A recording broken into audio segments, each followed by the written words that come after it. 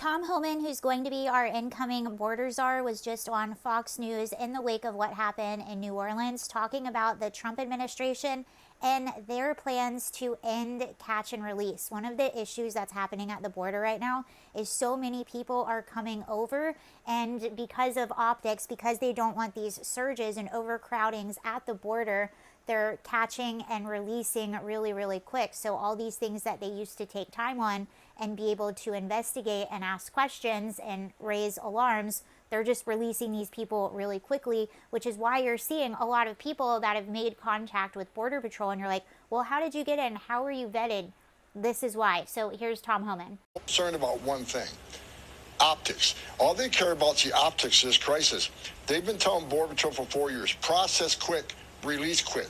Because if there's no overcrowding, everything's fine. We can keep saying a secure border.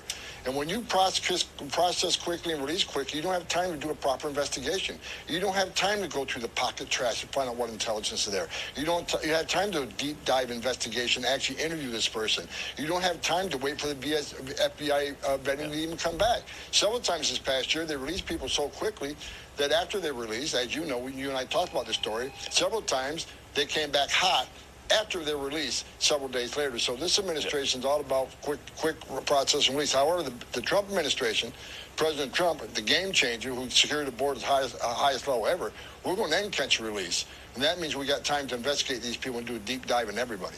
Catch and release was one of Donald Trump's most successful policies in his first administration. It's also one of the policies that on day one of the Biden administration, he completely reversed. So Trump had remain in Mexico, which was really successful. He also had the ending of catch and release, which would mean if you are waiting on an asylum claim, you wait safely in Mexico.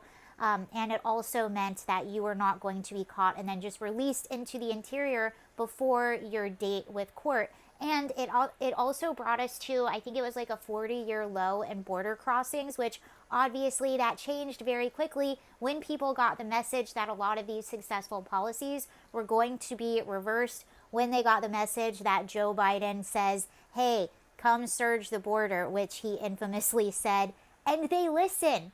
You build it, they will come. Isn't that crazy? Anyway, they're talking about re-implementing this, which I think is a great idea. And you can do that via executive order day one.